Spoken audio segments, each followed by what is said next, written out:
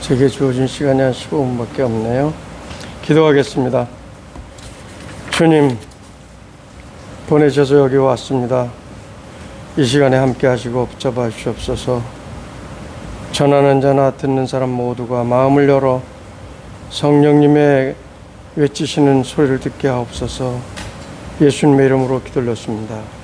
아멘. 언젠가 오래전에 필리핀 선교지에서 한국에 들어왔는데 어느 교회에서 저녁 예배 설교를 부탁받게 됐어요. 그래서 저녁 예배 갔는데 그전에는 저녁 예배 드렸잖아요. 옛날에는 7시 반 깜깜하죠. 가는데 가기 전에 설교는 다 준비해놨는데 예수님이 갑자기 양초와 성냥들을 준비하라는 거예요. 제 평생에 또 설교하면서 그런 또 말씀은 처음 듣는 거예요. 아니, 설교하러 가는데 왜 양초와 성냥을 준비합니까? 그러니까 내가 가르쳐 주는 대로 해라. 좀 이상하게 들릴지 몰라도 저는 28년 동안 성령 체험이 없이 보수교단 합동 측에서 자란 사람입니다. 그때까지 성령 세례가 뭔지 모르고 자랐습니다. 그저 열심 하나만 가지고 세상에서 저희가 제일 똑똑하고 신앙 최고인 줄 알고 그렇게 지냈는데 성령 세례 받던 날 제 죄를 들여다보면서 이 세상에 살아있는 모든 사람 중에 제가 가장 큰 죄인이라는 것을 알게 됐어요. 그 다음부터 주님과 교제하고 성령님과 교제하고 말씀을 듣는데 그때 그런 말씀을 들어요. 아니, 설교자에게 무슨 성냥과 초를 갖다가 준비하고 설교지를 가라 그러니까 이상하잖아요. 저도 갔어요. 그랬더니 수백 명 앉는 자리인데 서울이 아니고 좀 변두리예요. 좀 시골 가까운 그런 데인데 수백 명 앉는 자리인데 성도들이 이제 교회 예배당에 저녁 예배라 꽉 차진 않았고 이제 성도들이 이제 뒤쪽으로 많이 앉았고 앞에는 장로님들이 쭉 앉으셨고 강단인데 이제 교회가 크니까 강단도 청중들과 좀 떨어져 있죠. 근데 성도들에게 초를 나눠주는 거예요. 나눠주라고 그러는 거예요. 성냥하고. 그래서 성도들에게 나눠줬는데 제가 많이 못 갖고 갔어요. 몇십 개밖에 못 갖고 갔어요. 그래서 다 못 드리니까 죄송하다고 하나씩 초를 나눠드리고 성냥을 또 나눠드리고 한 사람이 성냥 켜서 몇 사람이 성냥 켜서 초든 사람한테 불을 빨리 붙이라고 그랬어요. 그래서 장로님들한테도 초를 나눠줬어요. 그리고 죄송하지만 교회에 불을 다 꺼주십시오. 캄캄한 밤에. 설교자가 그러니까 또 안 쓸 수 없잖아요. 불을 다 껐어요. 깜깜한 밤에 도시같이 가로등도 없는 그곳에 시골 변두리에 그곳에 불을 끄니까 교회 예배당 안에 불을 끄니까 깜깜한데 뒤에 성도들이 쭉 한 20-30명이 촛불을 들고 있어요. 주님이 말씀을 읽어라. 강대상 불을 안 켰는데 이게 보여요? 안 보이죠? 그 다음에 그분들을 끄라고 앞에 계신 장로님들 촛불을 켜십시오. 장로님들이 켰어요. 다시 불을 끄고 다른 분들은 다 그 장로님들만 불을 켜십시오. 촛불을. 그래서 장로님들이 쭉 5분이 불을 켰어요. 성경을 읽어라. 못 읽겠어요. 안 보여요. 강다도 깜깜하니까. 그 다음에 다시 다 끄고 네가 들고 있는 촛불 하나를 들고 다 불을 끄고 성경을 읽어라. 잘 보이죠, 저는. 제가 강단에서 성경 읽을 건 너무 간단해요. 왜 그러나 도대체. 그 진리를 가르쳐 주시는 거예요. 오늘날 성경이 읽다 보니까 오늘 본문이 이게 바로 그때 말씀입니다. 저는 설교하면서 우리 주님 앞에 그런 명령 드린 것도 처음이고 그 다음에 또 그런 설교를 그런 걸 준비해 가서 해본 적도 없어요. 오늘 보니까 사무엘이 여호와 앞에서 섬길 때 여호와의 말씀이 희귀하여 거의 말씀이 없었다는 거예요. 그리고 비전도 그때는 신정국가라 이 제사장이 국가를 거의 다스리고 하나님 앞에 예배드리고 하나님이 지금같이 성경이 기록된 시대가 아니라 하나님이 직접 말씀을 하시고 가르치시고 환상도 보여주시고 그러는데 이 사무엘 시대 때 엘리 제사장이 모든 책임을 맡아서 성전, 성막을 그때 지금 말하면 예배당이죠. 우리 예배당 그것을 관리하는데 그 당시에 여호와의 말씀이 희귀하고 비전도 환상도 안 보여주시는 거예요. 말씀이 없는 거예요. 하나님이 어디 가셨나요? 그런데 또 2절에 보니까 엘리의 눈이 점점 어두워가서 잘 보지 못하는 그때 제사장의 눈은 점점 어두워요. 육신의 눈을 말합니까? 영적인 눈을 말하는 거예요. 마지막 세 번째 보니까 그러나 하나님의 등불은 아직 꺼지지 않았습니다. 당시에 성막에는 성소와 지성소가 있었는데 성소에는 해가 지기 직전에 등불에 금초 때 등불을 켜고 아침에 해가 뜬 후에 그걸 꺼. 제사장 직무에 하나에 아주 매일매일 불을 꺼뜨리면 안 돼. 등불을. 그래서 등불을 빛을 성경에서 쭉 찾아보니까 예수님은 자신을 나는 세상의 빛이다. 여호와 하나님도 세상의 빛이고 그리고 예수님이 믿는 하나님을 믿는 예수 그리스도를 믿는 그 모든 백성들에게 너희는 세상의 빛이라고 직접 말씀하셨어요. 그리고 빛과 어둠을 항상 대비하시면서 어둠은 저주, 불행, 죽음, 하나님을 대적하는 원수 마귀의 그쪽으로 상징적으로 많이 말씀하셨고 빛은 생명, 구원, 하나님 태초에 말씀이 계시니라. 이 빛이 태초에 빛이 있었는데 말씀이 예수 그리스도를 구원을 상징하는 것을 성경에서 우리는 너무나도 여러 가지 의미가 있지만 찾아볼 수가 있어요. 그래서 그 다음에 하나님 말씀하시는 주님 말씀하시는 거야. 오늘날 많은 교회가 있지만 그 교회들이 다 살아있는 교회는 아니다. 내 지체들이지만 다 살아있는 교회들이 아니다. 내가 강단에 서서 말씀을 직접 외치는 것이 아니라 엘리 제사장 같은 말씀 선포자를 이곳에 세웠는데 어떤 교회는 청중들이 다 영적으로 타락하고 죽어있고 게을르고 어떤 교회는 장로님들이 정말로 너무나도 형식적인 신앙생활을 하고 어떤 교회는 강단이 죽어있다는 거예요. 생명의 빛은 여기 바로 여기서 전달돼서 장로님들과 모든 성도들에게 이 빛이 생명이 전달돼서 저들이 살아나고 계속해서 변화되어야 될 텐데 어떤 교회는 성도들이 열심히고 최선을 다하고 장로님들도 얼마나 잘하는지 몰라. 그런데 여기 강단이 죽었다는 거예요.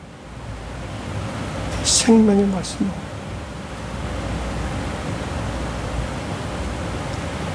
성도들이 죽고 부족하고 연약하고 장로님들이 아직 형편없게 신앙생활 하더라도 단지 여기 강단에 불만 꺼지지 아니하면 여호와의 빛 생명의 빛만 살아있으면 그 교회는 살아있는데 아무리 성도들이 열심히 있고 헌신을 잘하고 헌금을 많이 하고 최선을 다하고 장로님들이 최선을 다하지만 여기 빛이 꺼져 있으면 그 교회는 죽은 교회라고 말씀하시는 거예요.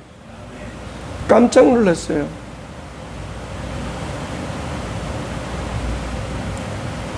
야, 이게 무슨 말씀이지? 한국 나올 때마다 제가 느끼는 것은 여기저기서 성도들의 한숨 쉬는 소리예요. 그리고 저는 한국 나와서 처음 들어봤어요. 가나안 교인이라는 걸, 그런 성도들이라는 것을. 여기저기 교회 떠돌아다니는 사람들, 집에서 홀로 가정 예배 드리는 사람들. 왜 그러나 사람들이 가서 물어보고 그러니까 정말 살아있는 생명의 말씀이 강단마다 너무너무 없다는 거예요. 죽겠다는 거 자기 갈급해서 내 영혼이 지금 미치겠다는 거예요. 성도들은 그런데 하나님의 대언을 맡은 이 강단에 살아있는 말씀이 없다는 거예요. 그래서 미치겠다는 거예요, 성도들이. 그래서 여기저기 진리의 말씀을 찾아다니는 거예요. 성도들에게 헌신해라 뭐래라 이렇게라 그럴 필요 변화를 할 필요가 없이 여기에서 살아있는 말씀만 선포되면은 그들에게 어떤 걸 푸시 안 해도 열심히 내라 뭐래지 않아도 그들은 생명이 들어갔기 때문에 빛 대신 예수 그리스도의 생명이 들어갔기 때문에 그 변할 수밖에 없고 헌신할 수밖에 없고 열심히 낼 수밖에 없어요. 기도하라고 안 해도 기도를 해요.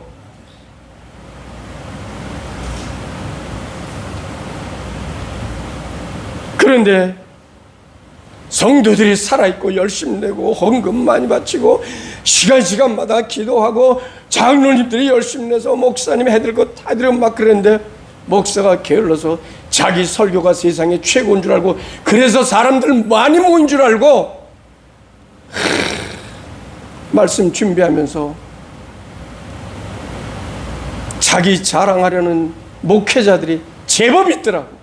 제가 한국 목사님들 다 모르지만 이 강단에서 왜 인간이 자랑을 하고 자기가 자랑하려고 예수 그리스도가 영광 받으시고 하나님이 그분이 나타나셔야지. 너무너무 화가 나는 거예요.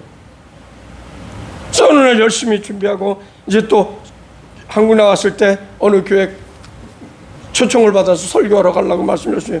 주님이 이제 그 교회 가서 설교하는데 도와주신다 하시니까 말씀 준비하는데 야 너도 은혜 받지 못한 너도 감동받지 못한 설교를 성도들이 감동받기를 원하냐? 제게 엄청난 충격으로 다가왔어요.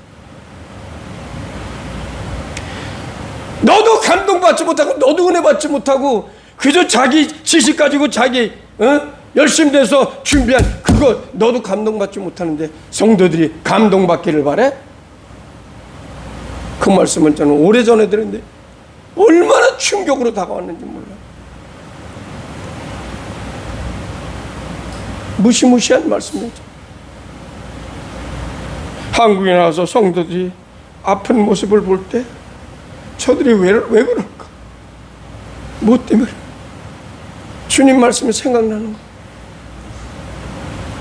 그러면서 지금 이 한국 교회가 점점 쇠퇴하고 성도들이 교회를 가서 그냥 오늘 주일이니까 가지, 수요일이니까 가지, 아무 기대감도 없이 가는 거예요.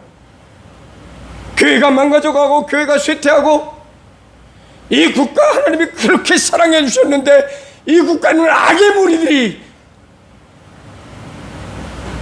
사로잡고 있고 너무너무 화가 납니다. 제 자신을 돌아보면서 나는 하나님 앞에 얼마나 정말 하나님 말씀 준비할 때 정말 성도들이 살아나는 그 말씀을 나는 준비했나? 말씀을 준비하면서 내가 먼저 감동을 받았나? 내가 먼저 눈물을 흘렸나? 내가 먼저 회개를 했나? 한마디 더 하시는 거야. 하나님 제 평생 목회 생활에 1년에 한두 개씩 가르쳐 주시는데 네가 설교할 때 성도들이 감동받기 전에 네 말씀을 증거할 때 네 속사람을 모든 청중들 제일 앞에 앉혀놓고 너를 통과한 설교를 해라. 너도 통과시키지 못하는 설교를 성도들한테 설교를 해? 얼마나 울면서 통회했는지 몰라. 나도 감동받지 못하는 설교 준비하면서 그냥 지식적인 거 네가 복음 내가 복음 다 맞춰가지고 잡소리나 하면서 대단한 거든. 성도들은 그래 목사님한테 와서 그냥 인사치레로 목사님 은혜 받았습니다. 그럼 지옥계가 으쓱 올라오고 자기 설교가 대단한 줄 알고 이런 얘기하지만 한이 없어요. 제한된 시간. 오늘날 대한민국에 이처럼 교회가 쇠퇴하고 성도들이 목회자의 설교를 기대 안 하고 그냥 주일날이니까 교회 가서 듣고 악한 종북 세력들이 악한 자들이 이 정권을 다 대한민국의 정권을 부여잡고 못된 짓을 하고 어떻게 목사 성도들이 종북 이런 좌파들이 생길 수가 있어요. 말도 안 되는 거 아니에요. 이건 있을 수도 없는 얘기예요. 가만히 생각해 보니까 저를 비롯한 목사들이 먼저 하나님 앞에서 회개하고 변하면 한국교회 다시 살아나요. 이 강단의 말씀이 생명의 말씀이 빛 대신 예수 그리스도의 생명 말씀이 살아나면 대한민국 다시 살아나고 정부도 다시 살아나요. 그러니까 목사인 나부터 변화되고 죽어져 나가야 돼요. 그 다음에 장로님들 책임 있어요. 이게 뭐예요? 성도들은 영적으로 갈급하고 목말라 죽으려고 하고 어떻게 할 줄 모르는데 목사님 딱딱 월급 나오니까 편안하니까 아쉬운 게 없어. 내가 말씀 준비하면서 먼저 그 말씀에 이 말씀이 나를 향한 말씀이구나 하면서 그 말씀에 눈물 뿌리면서 통회해 본 적이 몇 번이나 있냐.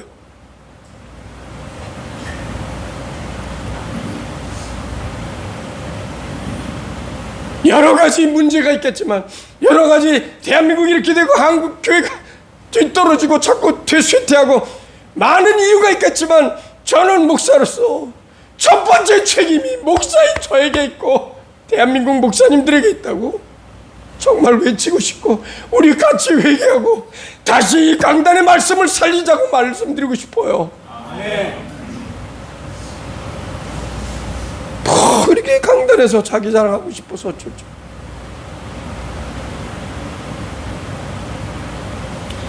성도들이 부족하고 연약하고, 우리는 예수님 딱 믿는 순간 완전한 사람이 변화되는 게 아니잖아요. 매일매일 조금씩 변화되잖아요. 무엇으로 인해서? 찬양으로 인해서 아니요. 기도로 인해서 아니요. 예배 순서 주보에 쭉 나온 거 첫 번째 쭉 보십시오.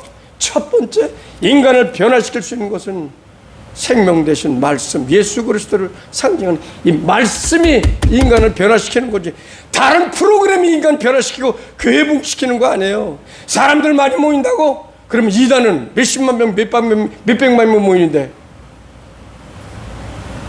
아니잖아요. 단 한 영혼이라도 오늘 내 설교를 듣고 이번 주에, 아니 내일 죽을 한 영혼이 있다면 그 영혼을 위해서 죽을 동 살 동, 저 영혼 이번 주에 죽겠구나, 그런 심정을 가지고 말씀을 선포하면 대충 할 수도 없고, 얼마나 두렵고 떨린 줄 알아요. 설교가, 말씀 선포가 얼마나 두렵고. 그래서 하나님께서 내게 역사하시는 그것을 경험함으로 말미암아 설교가 또 엄청나게 또한 두렵고 떨리면서도 영광스러운 것이구나, 그걸 알게 된다. 오죽 답답하시면 주님께서, 야, 너도 감동받지 못하고 너도 통과시키지 못하는 설교를 성도들이 감동받길 바라냐? 얼마나 참. 그래서 더 긴 말씀 안 드리겠습니다. 다음에 무슨 특강을 통해서 제가 은혜 받은 건 나눌 시간이 있으면 나누겠지만, 그거에 오늘 1, 2, 3절에 그 당시에 모든 상황이 그대로 있듯이 지금 이 시대랑 같아요. 아이 사무엘이 여호와 앞에서 여호와를 섬길 때, 엘리 앞에서 여호와를 섬길 때 여호와의 말씀이 10가지 이상이 흔히 나타나죠. 하나님의 말씀이 나타나서, 비전이 나타나서, 환상이 나타나서 성도들을 가르치고 목회자일 텐데, 이 엘리라는 제사장은 눈이 멀어가고 있어요. 영적인 눈을 말하는 거지, 육신의 눈이기 전에. 가슴이 화인마서 그런지 지 새끼들이, 아들 새끼들이 제사에서 하나님의 제사들 걸 갖다 먼저 처먹어도 얘기를 안 하고 내버리는 거야. 하나님보다 여호보다 자기 자식들 더 생각했다. 그 전에 나와지고 전장에 나와 있어. 강단의 목회자가 생명을 전파하지 않으면, 생명의 등불을 꺼트리면은 아무리 장로님들과 성도들이 최선을 다하고 열심을 다해도 그 교회는 서서히 죽어가고 있어요. 왜? 생명이 공급되지 않기 때문에. 그걸 알아서 지금 대한민국 교회가 쇠퇴하고, 또한 정부가 이렇게 못된 악한 자들이 잡는 것, 저를 비롯한 목사님들이 먼저 제일 앞에서 회개해야 돼요. 자신을 돌아보고 꺼져간 이 등불에, 꺼져간 강단에 꺼져간 등불의 말씀을, 생명의 말씀을 다시 살려야 돼요. 내가 은혜 받지 못하고 내가 갈급하지 않던 그 말씀 절대로 전하면 안 돼요. 자기도 감동받지 못하는 것, 그냥 때 됐으니까.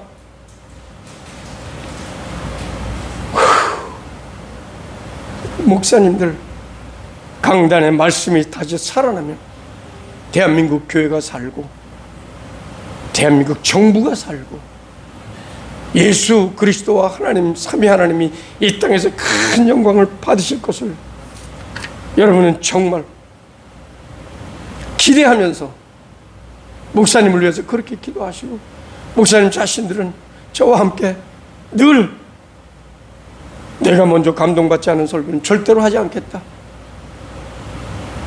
그런 마음을 가지고 생명의 말씀을 전한다면 한국 강단은 다시 살아날 것이고, 생명이 공급될 것이고, 빛이 공급될 것이고, 예수 그리스도와 천국과 모든 아름다운 천국의 아름다운 것이 다 공급돼서 대한민국 교회가 붕괴 세계로 다시 뻗어나갈 거잖아요.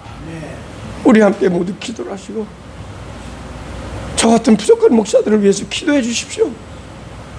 한국 교회 강단이 말씀이 살아나도록 기도하겠습니다. 감사합니다, 주님. 오늘도 귀한 강단에 세워주셔서 한국 교회를 위해서, 한국 정부를 위해서, 국가 민족을 위해서, 세계 복음을 위해서 모이는 이 모임에 함께하여 주십시고, 진실로 목사님들이 말씀이, 메시지가, 이 강단에 불이 꺼지지 않고 살아나서 대한민국 교회와 국가 민족을 살릴 수 있도록 축복해 주시옵소서. 예수님의 이름으로 기도를 했습니다. 축도하겠습니다. 기도하겠습니다.